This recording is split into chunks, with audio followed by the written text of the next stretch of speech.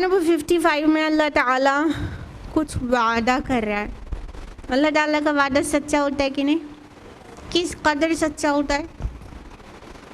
100%. کوئی شک شبہ گنجائش نہیں. اللہ تعالیٰ کہہ رہے ہیں وعد اللہ الذین، کس سے؟ آمنوا منکم وعملوا الصالحات.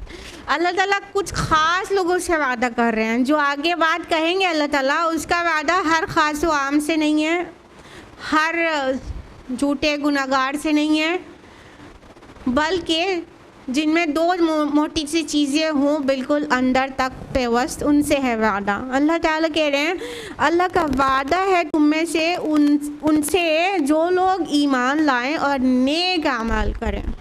اب کیا وعدہ ہے؟ وہ بہت تاکیدی زوردار انداز میں وعدہ ہے.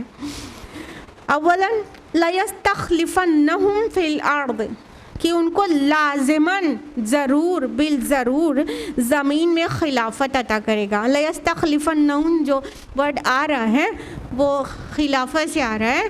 خلافہ معنی جانتے ہیں؟ خلافت.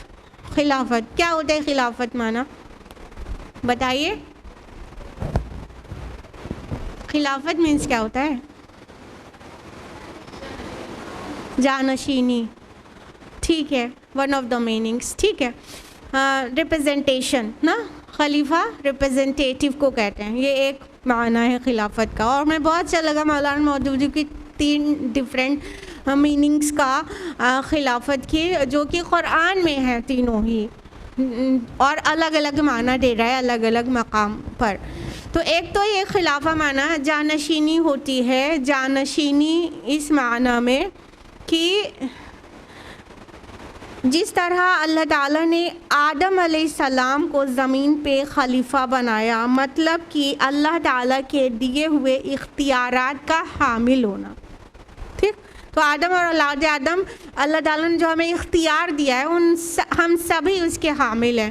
تو اس طرح سے ہم زمین پر اللہ کے خلیفہ ہیں. ٹھیک. دوسرا خلافت کا معنی ہوتا ہے کسی کی ریپرزنٹیشن، ایک کی جگہ دوسرا آنا، ایک کی پوزیشن دوسرے کو مل جانا. ٹھیک. تو اس طرح کی جو ریپرزنٹیشن ہے وہ یہ قرآن میں بہت جگہ ہے. ایک قوم سے دوسری قوم کو اللہ نے تبدیل کر دیا. ایک لوگ جاتے ہیں اور اسی جگہ دوسری قوم آ جاتی ہے، تو اس کو بھی جانشینی یا خلافت کہتے ہیں. ٹھیک. ایک کی جگہ دوسرا آ جانا، ریپلیس ہو جانا، یہ دوسرا خلافت کا معنی یہ بھی ہے قرآن میں بہت جگہ ہے. اور آدم والا ذکر تو سورہ بقرہ میں آپ لوگ پڑھتے ہیں. اور تیسرا خلافت کا معنی ہوتا ہے کہ اللہ تعالیٰ کو supreme sovereignty, one and only sovereignty قبول کرتے ہوئے، اقتدار اعلیٰ صرف اللہ کو مانتے ہوئے، اللہ کے احکام اور اللہ کی شریعت کو زمین میں نافذ کرنا. اس طرح سے جس طرح سے اللہ تعالیٰ نے سلیمان علیہ السلام کو خلیفہ کہا قرآن میں، تو سلیمان علیہ السلام کو اللہ تعالیٰ نے خلافت دی، اور ان کے والد داؤد علیہ السلام کو، یہ لوگ بادشاہ تھے. اور اس کے علاوہ اب ایک قوم کے بعد دوسری قوم کو جو اقتدار دیا، اور پھر 4 خلفائے راشدین ہیں ہمارے، ان کو اللہ تعالیٰ نے رول کرنے کا موقع دیا، اور انہوں نے اللہ تعالیٰ کے حکم کو لگایا. جب اسلامک رولر خلیفہ کہلاتا ہے، خلیفہ اپنا حکم نہیں لگاتا نا، کہنے کا مطلب کانسٹیٹیوشن اس کا سیلف میڈ نہیں ہوتا، بلکہ کانسٹیٹیوشن اللہ کا ہوتا ہے، اس کو وہ خالی ریپرزینٹ کر رہا ہوتا ہے، اس لیے وہ خلیفہ کہلاتا ہے، اور وہ مالک نہیں کہلاتا، اور وہ آقا نہیں کہلاتا، اور وہ کوئی اور لیبل اس کو نہیں دیا جاتا. خلیفہ کہا جاتا ہے، بس ریپرزینٹیٹیو ہے. تو یہ 3 ڈفرینٹ میننگز میں قرآن مجید میں خلافت آ رہی ہے. تو یہاں پر جس خلافت کا ذکر ہے، جو ہم نے سب سے لاسٹ میں آپ کو مینشن کیا، کہ اقتدار اعلیٰ اللہ تعالیٰ کو مانتے ہوئے اس کے حکم، اس کے شریعت کو زمین کے اوپر نافذ کرنا اور رول کرنا. اس اس خلافت کی بات ہو رہی ہے. تو اللہ تعالیٰ کہہ رہے ہیں ہم وعدہ کر رہے ہیں پکا والا وعدہ کہ ہم انہیں ضرور خلافت اقتدار دیں گے, کرسی دیں گے. کہنے کا مطلب انہیں رول کرنے کا موقع دیں گے زمین کے ہی خطوں پر. ہم جنت کی بات نہیں ہو رہی ہے نا, یہ زمین کی بات ہو رہی ہے. اس زمین پر بھی ان کو اقتدار ملے گا, پکا ہی ملے گا. یہ تین جو وعدے آ رہے ہیں اس میں تین الفاظ آئیں گے, لَيَسْتَخْلِفَنَّهُمْ, پھر وَلَا يُمَكِّنَنَّ, پھر وَلَا يُبَدِّلَنَّهُمْ. یہ تینوں میں ڈبل تاکید ہے. ایک لام مفتوح لَيَسْتَخْلِفَنَّهُمْ اور آخر میں نون مشدد. یہ دونوں ہی چیز تاکید کے لیے آتی ہے عربی زبان میں. عربک گرامر کے اکارڈنگ لام مفتوح بھی تاکید کے لیے آتا ہے اور نون مشدد بھی تاکید کے لیے آتا ہے, اور جہاں پہ دونوں چیز آ جائے تو بہت بڑی تاکید ہو جاتی ہے. تو بہت تاکید کے ساتھ اللہ تعالیٰ کہہ رہے ہیں ہم پکا فار شور 100% ان کو خلافت عطا کریں گے جس طرح ان سے پہلے کے لوگوں کو عطا کیا تھا. یہ کب یہ باتیں ہو رہی ہیں؟ 6 ہجری میں. یہ آیات کب نازل ہو رہی؟ 6 ہجری میں. اور 6 ہجری میں بہت خوف کا ٹائم تھا. مدینہ میں شروع کے 6 سال 6.5 سال انتہا درجے کے خوف میں گزرے ہیں. کدھر سے مشرکین مکہ اٹیک کرنا چاہتے ہیں, ادھر سے پوری وہ عجم اقوام سب لوگ مدینہ پہ چڑھائی کرنے کے لیے بے قرار ہیں. تو اس مشکل کے ٹائم پہ یہ آیت نازل ہو رہی ہے. کتنا بڑا ریوائٹلائز ہو گئے ہوں گے صحابہ ان آیات کے بعد کہ اور ہم جیسے پہلے کے لوگوں کو خلافت عطا کی تھی ویسے پکا ہی ہم اپنے مومن بندوں اور وہ اعمال صالح کرنے والوں کو پکا ہی خلافت عطا کریں گے اور انہیں زمین پر غلبہ دیں گے اور ان کے لیے جو دین ہم نے پسند کر لیا ہے اس کو جما دیں گے زمین میں. یعنی واضح کر دیا گیا خلافت ان کے تاج پہننے کے لیے نہیں دیں گے, اس دین کی سربلندی کے لیے دیں گے جو دین اللہ اپنے بندوں کے لیے پسند کرتا ہے. وہ دین کون سا ہے؟ اسلام. سورہ مائدہ سورہ نمبر 5 آیت نمبر 3 میں اللہ تعالیٰ نے واضح بتایا ہے نا, الیوم اکملت لکم دینکم واتممت علیکم نعمتی ورضیت لکم الاسلام دینا. آج ہم نے تمہارے دین کو مکمل کر دیا اور تم پر اپنی نعمت تمام کر دی اور تمہارے لیے اسلام کے دین ہونے پر رضامند ہو گیا. تو اللہ تعالیٰ کس دین سے راضی ہے؟ دین اسلام سے, جو سبمیشن اور سرنڈر کا دین ہے, سرنڈر ہونے کا کہ اللہ ہم نے اپنے کو آپ کو سونپ دیا, we are surrender before you. بس یہ ہے اسلام. تو اللہ تعالیٰ کہہ رہے ہیں وہ دین ضرور قائم ہو جائے گا, اس کو تمکن عطا کریں گے, غلبہ عطا کریں گے. اور ان کی جو موجودہ خوف کی حالت ہے نا, وَلَا يُبَدِّلَنَّهُمْ مِن بَعْدِ خَوْفِهِمْ أَمْنًا, اور یہ جو ان کی حالت خوف ہے نا اس کو امن سے بدل دیں گے. پھر کتنا لمبا سفر ایک عورت تنہا بھی کرے گی تو اللہ کے علاوہ اس کے دل میں کسی کا خوف نہیں ہوگا. تو اللہ تعالیٰ نے پکا والا پرومس کیا. اول تو اللہ تعالیٰ نے وعدہ لفظ کے ساتھ بات شروع کی ہے, اس کے بعد جو تینوں وعدے ہیں وہ کیا ہے؟ لام تاکید اور لام مفتوح اور نون مشدد کے ساتھ تاکیدی انداز میں زوردار طریقے سے پیش کیے جا رہے ہیں. یعنی اللہ تعالیٰ کا دین تب غالب ہوگا جب ہم ایکچولی ایمان اور اعمال صالحات کے حامل قرار پائیں گے. تبھی تو کنڈیشنل وعدہ ہے نا, انکنڈیشنل تو نہیں ہے کہ بس یہ زبان سے جو کہے گا لا الہ الا اللہ محمد رسول اللہ فوراً اسے کرسی مل جائے گی اور اس کے دین جم جائے گا, ایسا نہیں ہے نا. پختہ ایمان اور اعمال صالح 360 ڈگری صالح اعمال, پھر ان کے ساتھ یہ وعدہ اللہ تعالیٰ پورا کرے گا.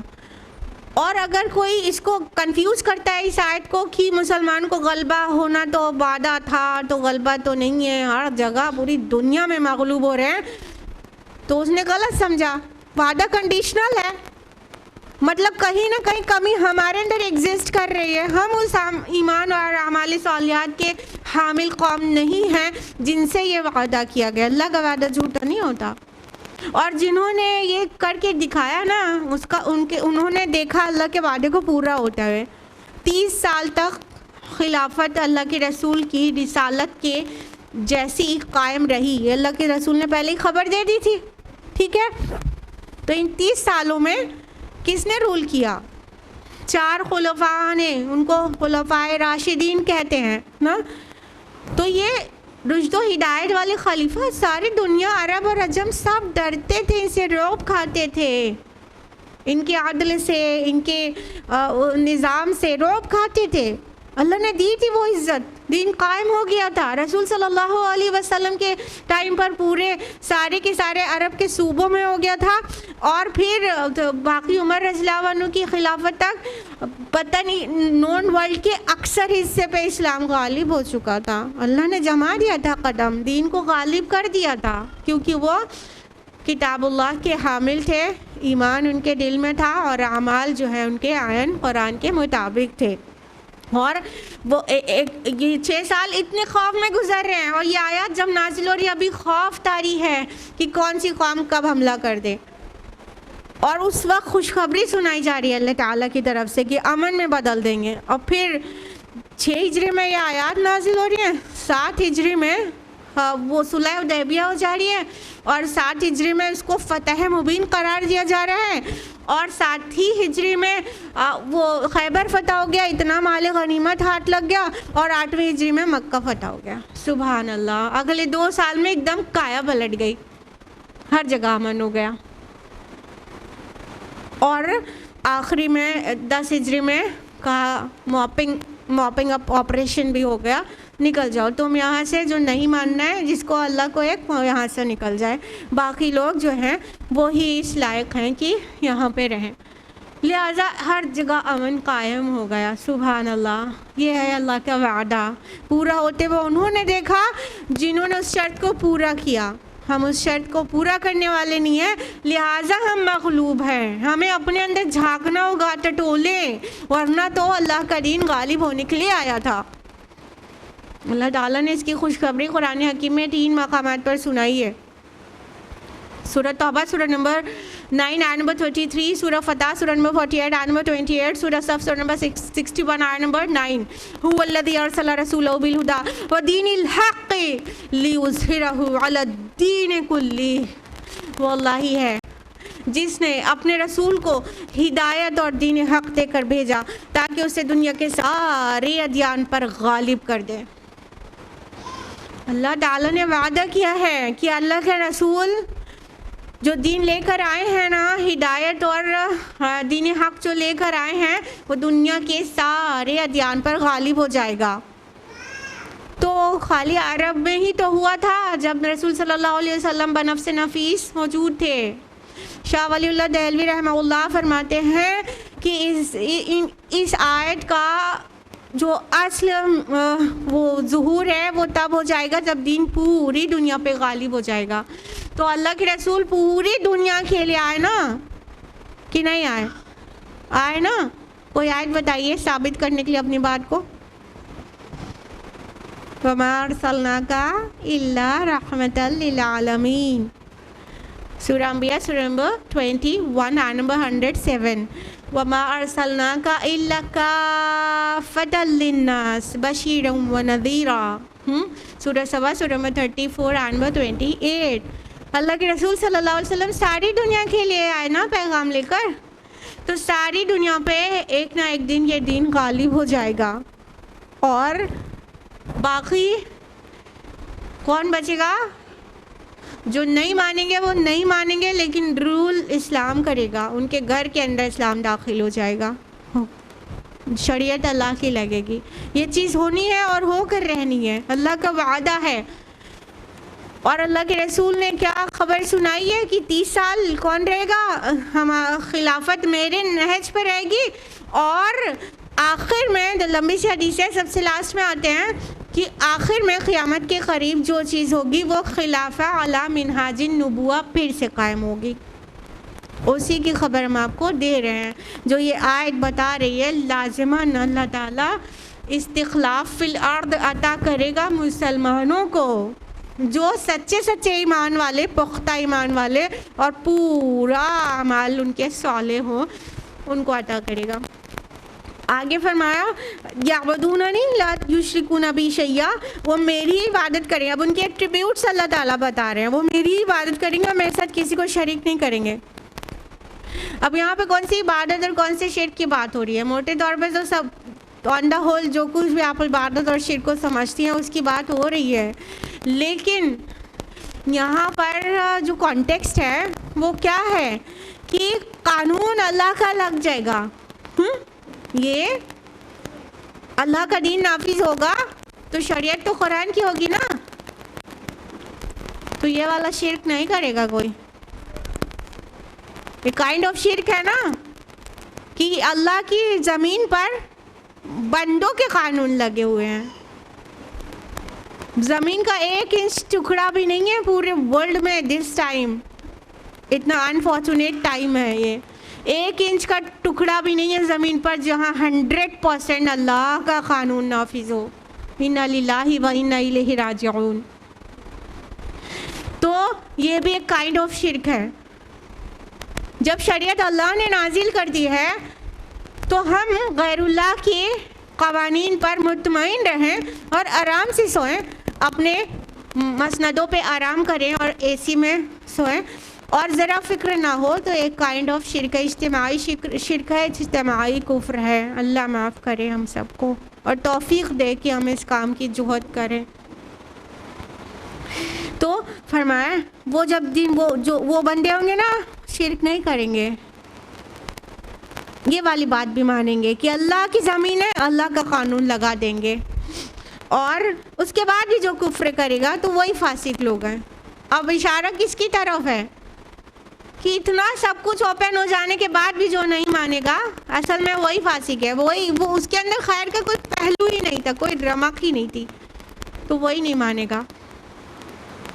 اتنا کھلنے کے بعد دیکھیے ٹف ٹائم میں ایمان پہ چلنا اور اعمال صالحات کرنا مشکل ہوتا ہے، لیکن جب سب سازگار حالات ہو جائیں اس کے بعد بھی نہ مانے تو کتنا ناہنجار ہوگا وہ انسان نا. تو بس اب جو نہیں مانے گا وہ فاسق ہے، اور جو فاسق ہے بس وہی نہیں مانے گا، باقی تو سب ہی مان لیں گے.